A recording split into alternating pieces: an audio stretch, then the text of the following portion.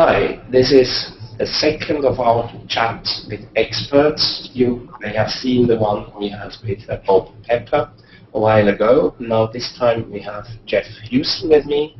He's the chief scientist of APNIC, and last but not least, he's also a former board member of the Internet Society and secretary of the board.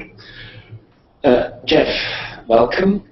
There has been quite a lot of discussion recently on the Internet model, and there have been proposals that this model should be changed and we should adopt a sender pays model. What do you think about that? It's a good question, and I must admit one that I find fascinating. I go back a long way in the Internet, and one of the things that I remember around this issue of sender pays were the very early models of around 1995. As you might recall, because it was a long time ago, we used modems. It was a slow experience. The web had just come up and we were trying to populate it with content. But the content folk were finding it extremely difficult to actually set up a model of how to get compensated.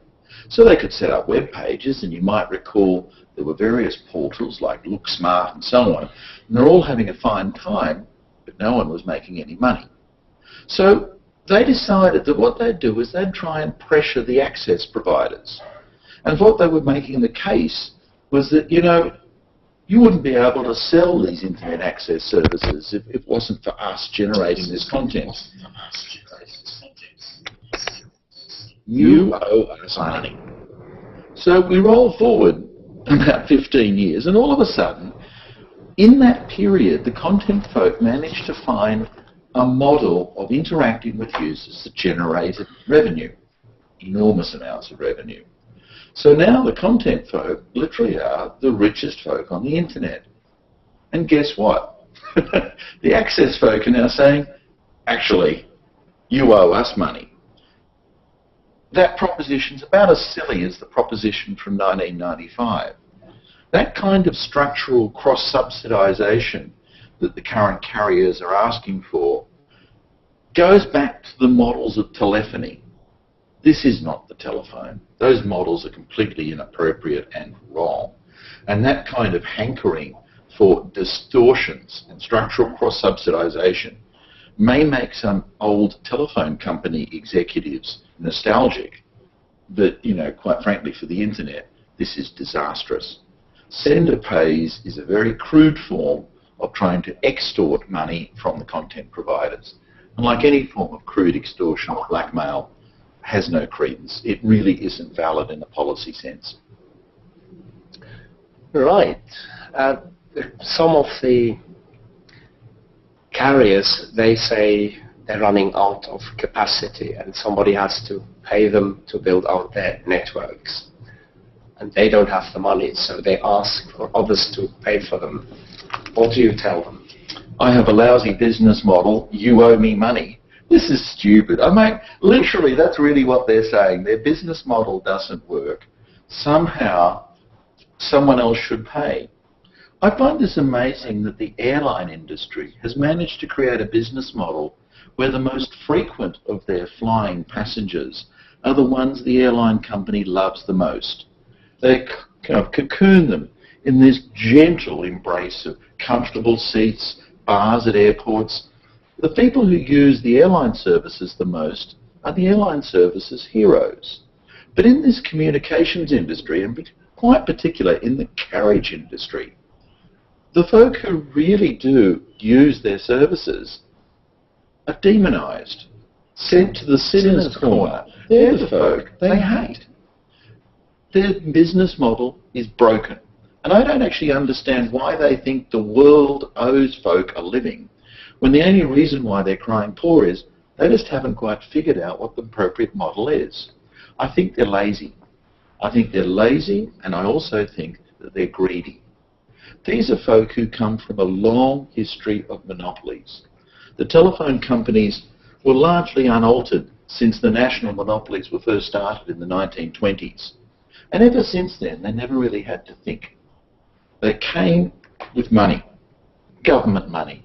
Prices were set by fiat. There was no competition.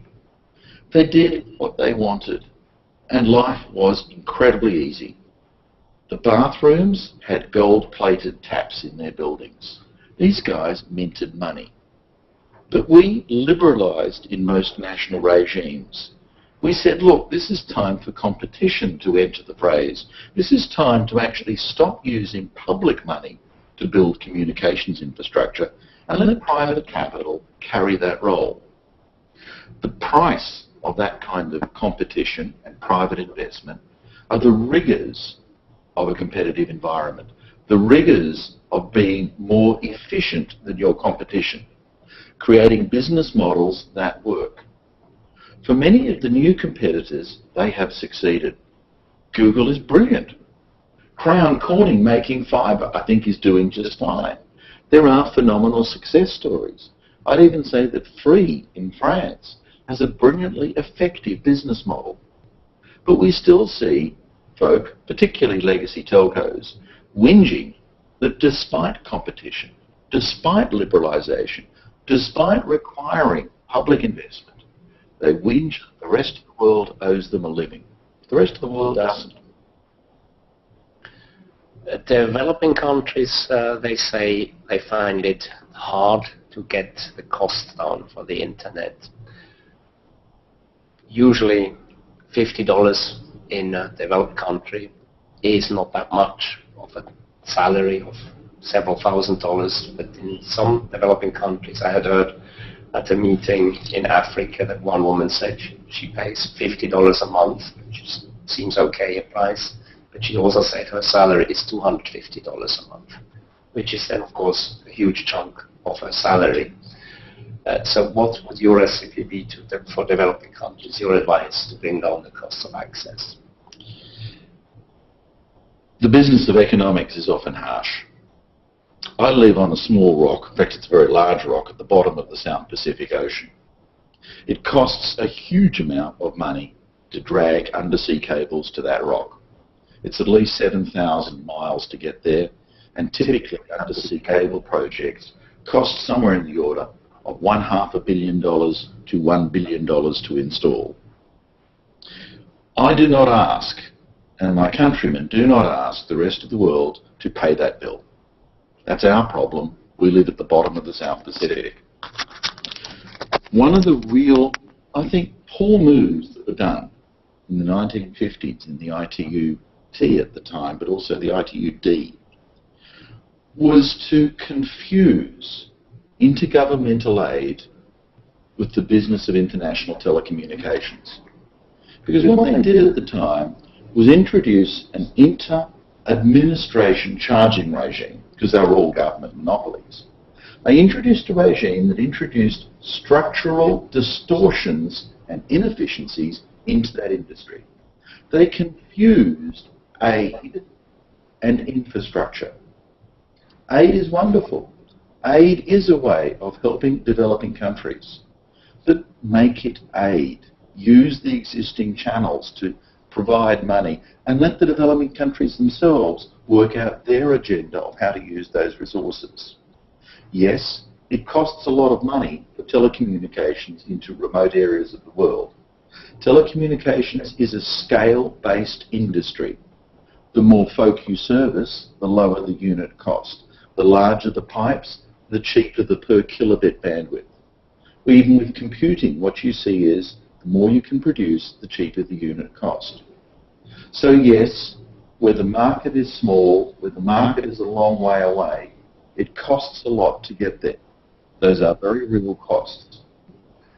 Don't ask the rest of the world to cross-subsidise those costs. That's never going to work.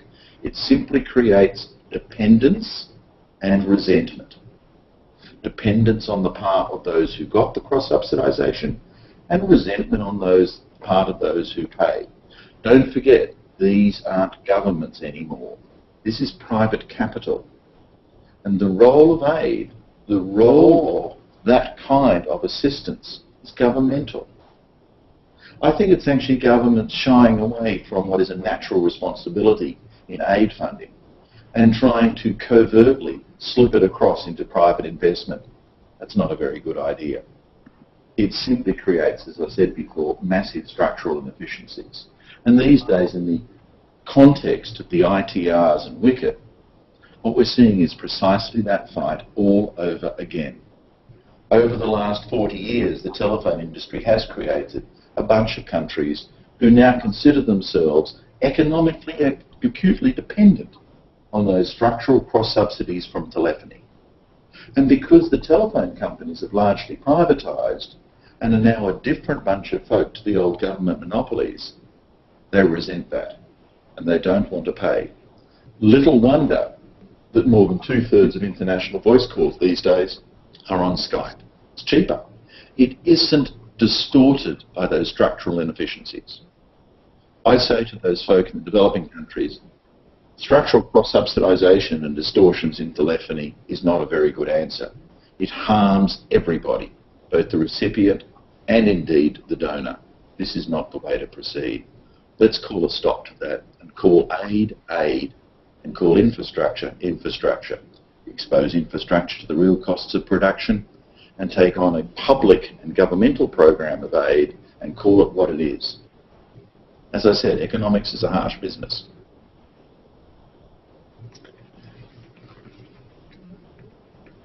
Yes, thank you.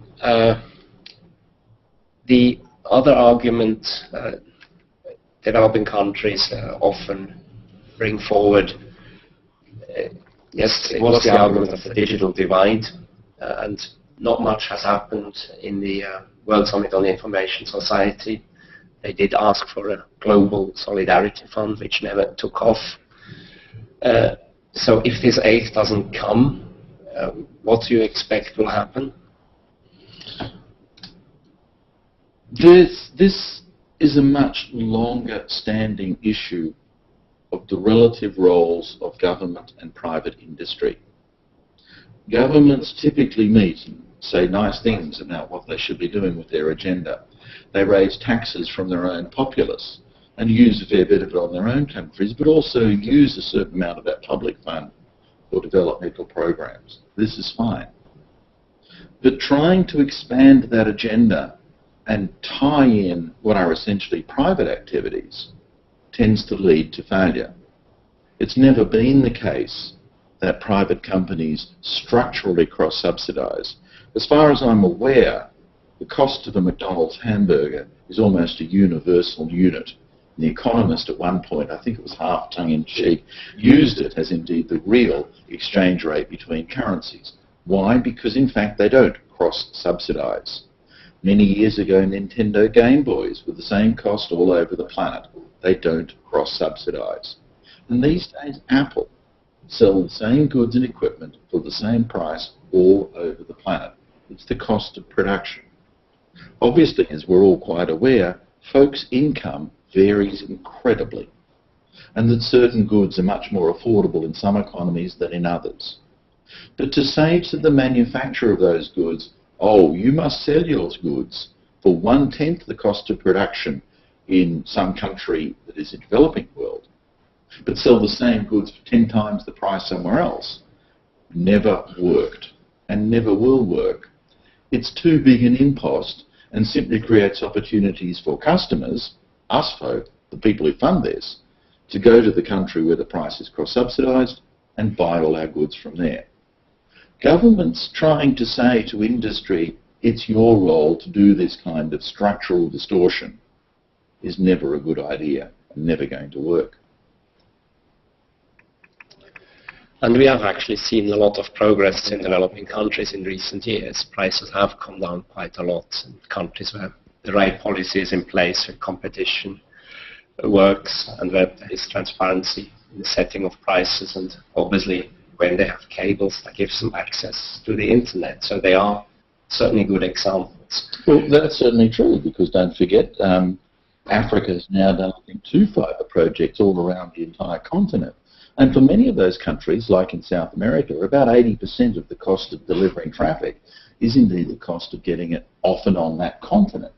So yes, this has actually been working. It's not as if either of those places are completely isolated. They've actually built an entire new infrastructure, post-telephony, using indeed the economics of the internet. They didn't build these with structural cross subsidies. They didn't build these cables on half-circuit funding models. They built them in a standard competitive environment. So I don't really believe they need distortions in the market to actually make the internet work for them. It actually has been successful in the existing models.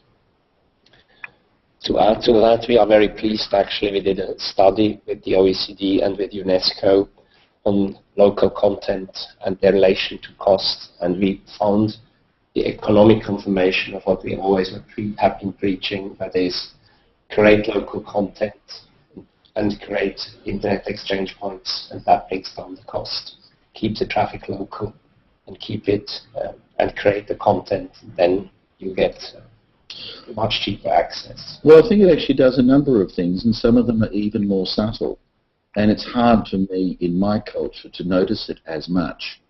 We're an English-speaking country in Australia, and everything is in English. So oddly enough, about 70% of the traffic that gets, if you were pushed out to customers, is imported into the country. Where from? Predominantly other English-speaking countries. But let's move into a non-native English-speaking country. Interestingly, what you actually see initially is a divide. Because in many cases, the language of power and money is the language used by multinationals. It's English. And the language used by everyone else is not. Computers and the internet go to the English language environment, and the others lose. Local content is actually about local language as well. It's about local culture. It's about having in my pocket, in the latest iPhone or whatever, the weather forecast for here, not somewhere oceans away. It's actually having stuff that's relevant to what's happening around me in my own language. So some of this is bringing down the cost, but some of it is also a little more subtle. It's changing the language of empowerment. You don't need to learn English to be able to communicate with your friends and peers, to be able to influence the world around you and have access to this anymore. Local content means local language, and that is a very subtle, but I think very powerful shift. Absolutely, yes. I think, well, I would make a commercial for this study, which is on our website, and it's worth reading. And obviously, UNESCO made these points very eloquently, that it's more than just bringing down the cost. It is about empowering people to create local content in local languages. Well, thank you very much for this talk. We will continue. We'll invite other speakers.